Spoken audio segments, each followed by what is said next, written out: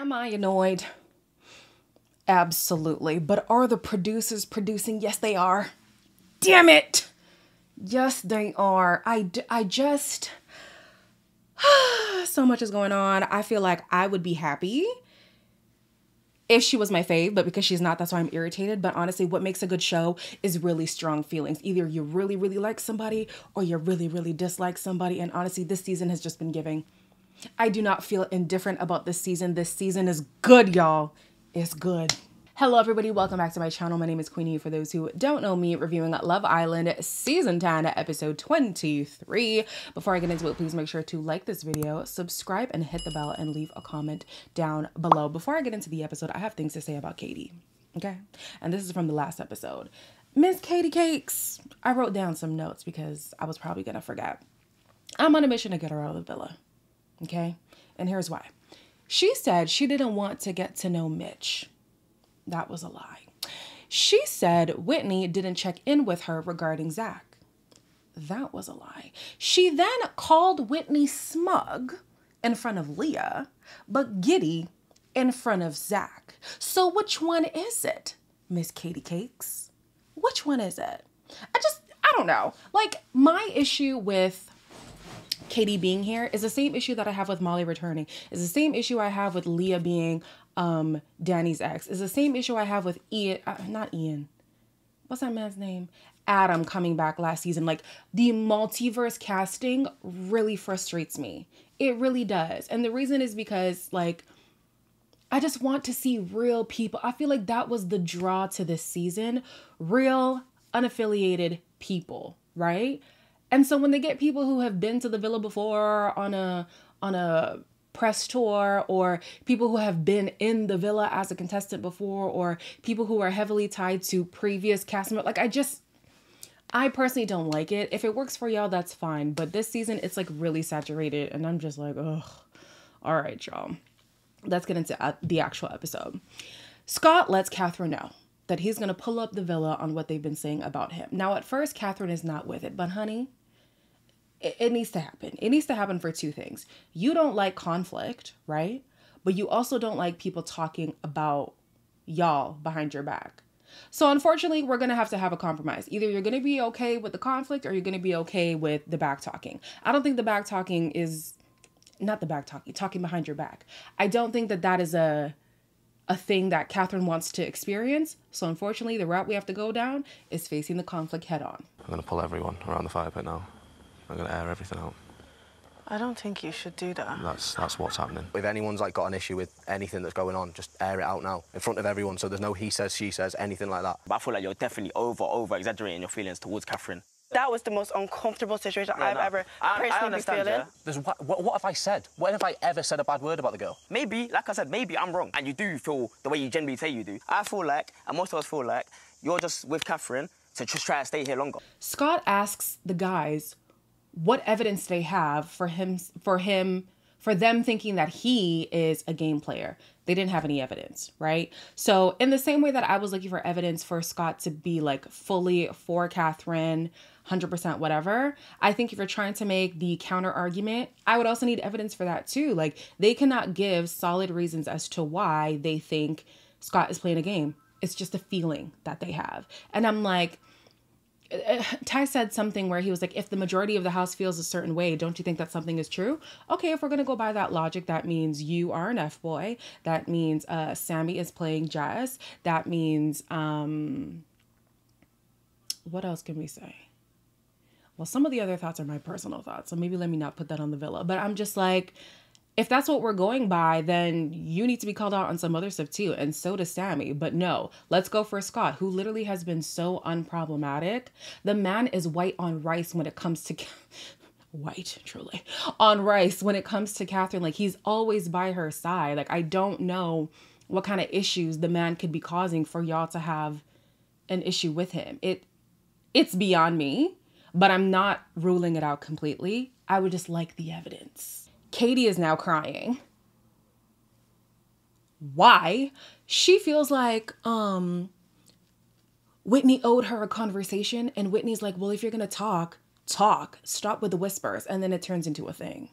I'm fed up with like whispering under the breath. By the way, you lot, if you got something to say, pull me up privately. Why don't you pull me? It wasn't. I think you should pull me. No, everyone sugarcoats things in here, and I'm the last to hear everything. I get it, I'm the new girl. But just like, I don't get it when people just don't be upfront. All I ask for is honesty, like, because then I know how to react. With the whole Zach situation, you need to understand this is the second time I've had a conversation with Zach. You've never once asked me, so I feel like there's never been that communication with us on it. Yeah, I get it, but I can also flip the script and say vice versa. People from the UK, or people who understand UK lingo, I thought I did, but maybe I don't. What does fancy mean? Doesn't fancy mean that you just like somebody, like it's like a crush or whatever, or does that mean you genuinely want to pursue a relationship with this person? Because I don't think Whitney fancies Judas or Judas fancies Whitney. I think that there's an interest there that's been untapped, and now they're tapping into it to see if there's potential. Like, I don't get it. And also, Whitney had asked, what's her name now? What's this girl's name? I was just cussing her out. Katie. Had asked Katie, hey, are you okay with things between like me and Judas, us exploring that? And she was like, yeah, I'm fine. I just need the honesty. That is your fault for playing it cool. Clearly you were not fine with it. And Whitney was like, are you sure? She's like, yeah, it's fine. So then who's at fault here? Like, Whitney is still trying to figure out what's going on with her and Judas. You're trying to play it cool even though you're not cool about it. Like what really was supposed to be said? I don't know. What's rich about the guys calling out Scott's behavior is that when they were doing their own exploration, barring Zach because he really hadn't been truly committed to anybody at all, they weren't as respectful in their girls' eyes as Scott was. And I'm talking specifically about Ty and Sammy. You're going to do what you're going to do. You're going to feel how you're going to feel. Everyone's voice, how they feel. At the end of the day, there's no point, all of us, man, just like falling out about it. I was getting to know everyone. I was having a bit of fun. I told you all that. And you got the opinion now, I'm picking Catherine. It's not the case. Honestly, I can tell you now, like, it's genuinely not. It's not nice, you know what I'm saying? But at the end of the day, people have opinions in it. Yeah, maybe we shouldn't have said it so close to you. You crack on with Catherine, happy days. They're more bothered for Catherine than Catherine is for herself. She has said time and time again, she's into Scott, but she's allowing him to explore his feelings in his time. But she also feels like everything that he has told her, he has meant. And she's okay with the way that they're going. They're recently closed off, but he also said in the here and now, and we're no longer in the here or the now, so that'll be interesting. But I'm just like, if you really were looking out for her, why didn't you call it out earlier? You called it out with Judas, I mean, after she found out in a weird way when he was saying something about, what was he saying? I forget what he was saying, but he was talking to one of the guys and Catherine was right there and she was like, wait, what's happening? So like Ty, I like, does he like her? Does he not like her? I don't know, but I feel like if he really was doing this out of the care for Catherine, he should have went to Catherine beforehand. And so if everybody's doing this whole, well, I'm just looking out for you, where was everybody else when Ty was moving mad in Ella's eyes? Where was everybody else when Sammy was moving mad in Jess's eyes? Catherine doesn't even see Scott as moving mad, but now everybody's concerned about Catherine's well-being. Leave that woman alone. She ain't bothering you. You don't bother her. Judas is confused because he's used to being in a coupling where, you know, the rules can be bent a little bit. And he's just like, why are things so rigid with Katie? Me and Molly looked each other dead in our faces. And this is why it was just going so well, because we both said we're open. These steps that Katie's talking about, bro, one, I don't know what that means, bro. She's been completely in charge. I do need to get a little bit of more self-control within myself and just get a level head in the situation, just sort of see where I'm at this point. Apparently on her season, which I did not watch, but somebody said on her season, she was very invested really quickly with the people that she wanted to explore. And so it doesn't surprise me that she thought things were a little bit more exclusive with Judas than they actually were in reality. And she's here like, I want honesty from you. I want clarity from you. Da, da, da, da. I'm like, he has been. If there's one thing Judas is going to say, it's that he's open. It's that it's early days. It's that he's not closed off. And he's doing exactly that. And she does make jokes here and there like, I'm not saying like we need to be married or anything. I feel like that is what you want him to say. Because when he says the opposite, you're like bothered. But I I don't know. Katie really confuses me. Like, she's trying to play it cool, but she's obviously not cool about stuff. And then she gets mad at other people for being honest with her and then says that's not honesty. And I swear Judas went and said the exact same thing he's been saying to her this entire time. And now she's like, thank you for reassuring me. He said this to you already. We have learned nothing new. Catherine is annoyed because Ty is, in his eyes, looking out for her. And she's like, this is not what it looks like to look out for me. I don't know if they've even sat me down and asked me, how do I feel about you? Or, do you know what I mean? So no one's actually put any deep thought into it. They just heard something and it's run. If you actually feel like, oh my God, he might be thinking I'm scared that he might hurt Catherine, pull me. Yeah. Some people have pointed out that there is a weird dynamic between Ty and Catherine. And it's either he hates her or he loves her. Like, either he has some kind of vendetta against her because he's always interfering in all of her couples. He was pushing for Ruchi and Andre. He was pushing for Judas and Molly. He was pushing for Scott and Leah. Like, it's this constant, any other option but Catherine. And so people have been picking up on it. I've noticed it too. I just didn't really read into it until now. So it's like, do you there's a few things going in my mind. Like, is he fighting for the black vote? Because, you know, and I've seen it on social media. Don't even say that I'm reaching. People feel like they can only root for one black couple at a time or one black person at a time. So even now people are saying like, oh, I can only vote for Catherine. Whitney can't get my vote. I can only vote for Whitney. Catherine can't get my vote. And it's like, there doesn't have to be this either or. Like, you can root for everybody. And so I don't know if Tyreek wants it to be like he's the only one that the community is fighting for. Like, I don't know. This is just a speculation. I'm not even saying that it's true. It's just like, that's one thing that's going through my mind. It's also like, I think she was interested in him aesthetically, but it didn't really go far past that. And maybe a part of him, maybe, also again, a speculation. Don't think I'm saying this is the truth. Maybe a part of him is like, you wish that was you, huh? Like maybe he wants to be, he wants to have the attention of Catherine and is frustrated that he can't. Like, I don't know. I'm really trying to understand where's the beef. Like, I don't know. I don't get it. The next morning, Ty is just so weird. Ty is talking about, oh, it's great that Catherine had your back, Scott. She wouldn't have had to have his back if you weren't out here causing the trouble, the drama. Like, I was going to say trauma, but honestly, it is traumatic. Ugh, Ty gives me trauma. Like, there wouldn't have been anything for her to pipe up about if you didn't create problems that didn't have to be there. If you were really looking out for your girl, for your sis, for your homie, you should have just had that conversation with her and not everybody else in the villa. But I digress. Where else? Judas says that he feels the tension between him and Whitney, and he is potentially going to act on it. You know, Katie is still his like number one. And I think if Katie was all for it, maybe Whitney wouldn't be such a factor. But because things are kind of wavering, that's why he's entertaining the Whitney situation. Katie says that in the real world, she would not stand for this kind of behavior.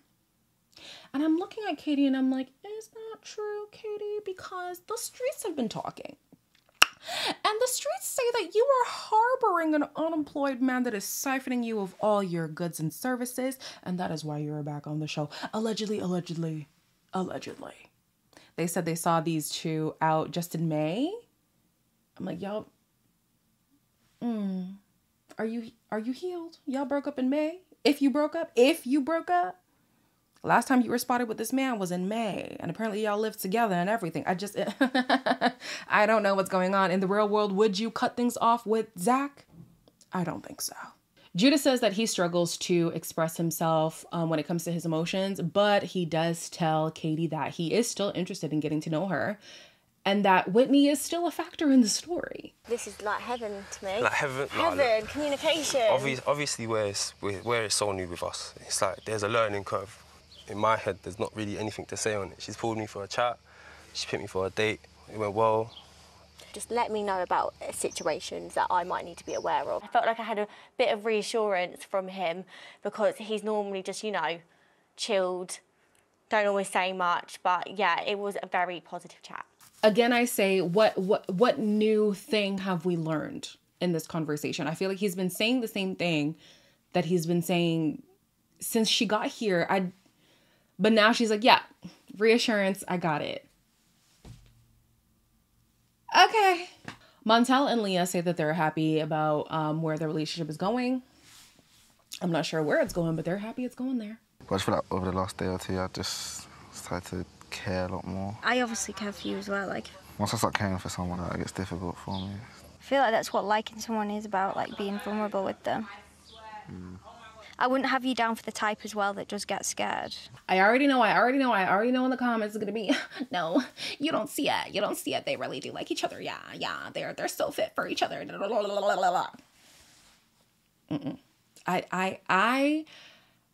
I have to see them outside for more than 6 months. More than 6 months. Because listen, people can fake it for a good amount of time. So if they pass the 6-month threshold, then I would believe that this connection is real. But to me, Montel is enamored by Leah's beauty. Yeah. But I don't see substance in this relationship. Again, the most I see him talk about is her physical characteristics. I don't hear much substance. That's all I'm saying. Scott and Catherine are really pleased with each other because even in conflict, they're able to understand where each other's coming from and have each other's back. Last night brought us closer, probably, to be fair. Yeah, I do feel. It's obviously good as well to know how he handles stuff. As long as Catherine knew what I was saying, Yeah. I mean, that's all I cared. So I Yeah, wouldn't no, care. literally, I wasn't yeah, care. I didn't no. care if people didn't understand what I was saying there. When it comes to compatibility, honestly, that might be a really good thing that works in their favor, this whole yin and yang thing on how to resolve conflict.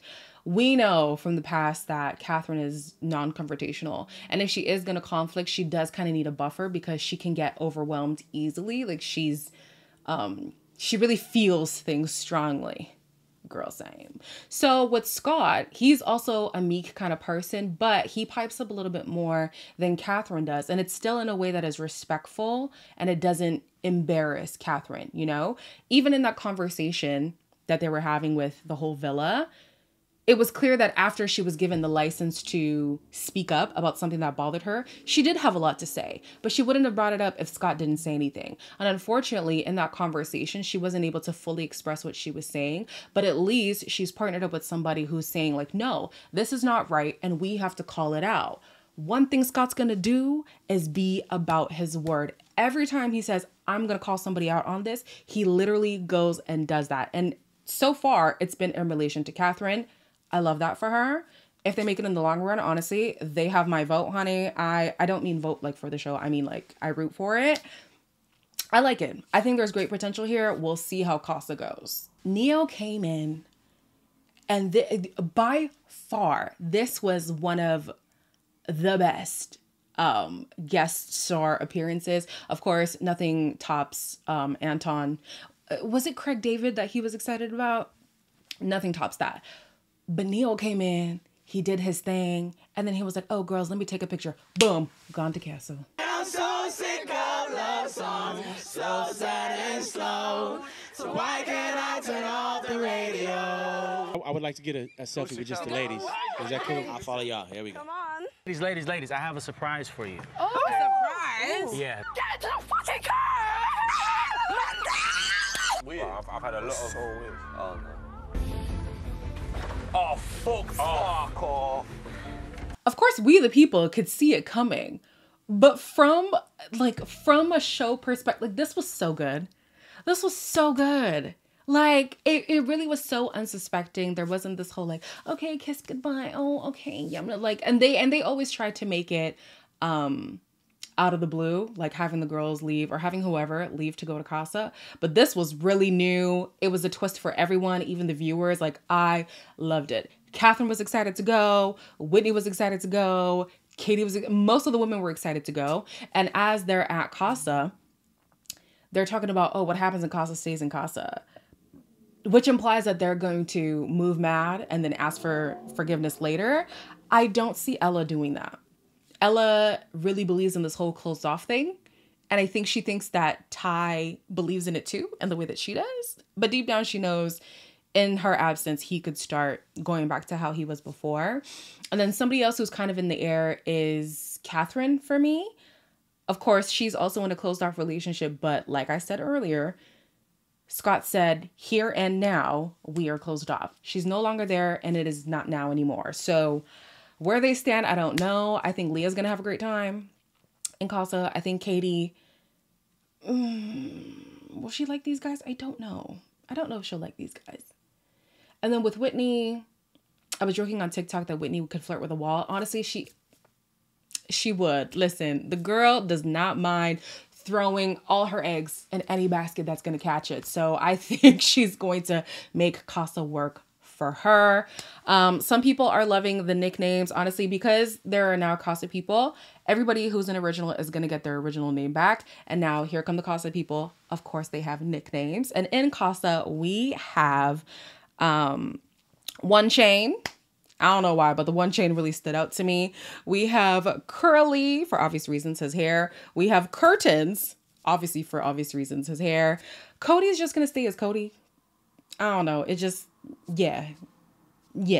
We have Locks, but I want to give him a different name. I'm not quite sure yet. We're going to stay with Locks for now. And lastly, we have Flat Top. Honey, what is this haircut? Is this 1992? I know they brought out Neo, but honey, we ain't got a flashback that far. Like, what is that? What is that? What's the group? Is it Kid and Play? Is it Kid and Play?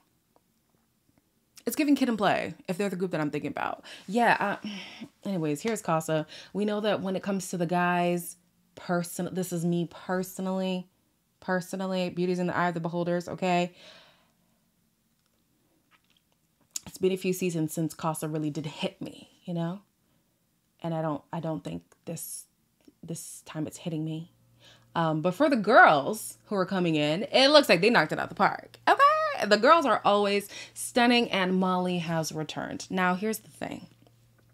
I'm not fully mad at Molly returning because it is good television. For personal reasons, I don't want her here, but that's what makes a good show. You need to have strong feelings about a show. Either you hate to love someone or you love to hate them. And I love to hate Molly's presence on the show, but she's back. Here's the thing. She knows everything that's going on. You would think. We think she knows everything that's going on. So how that's going to play a part, I don't know. I don't think there's going to be a factor when it comes to Mitch because she's off that completely. But with Zach, is she still interested? I don't think so. And would he be interested? Because now it's not just Katie that she's competing with and his blooming connection with Whitney. It's these 5 other girls too. I don't know. I'm just sick of the multiverse casting. Like, can this season be the last time? Can this season be the last time?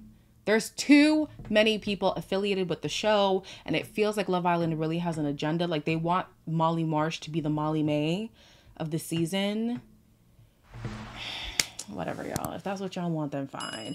As always, please make sure to like, comment, share, and subscribe. And I'll see you guys in the next one.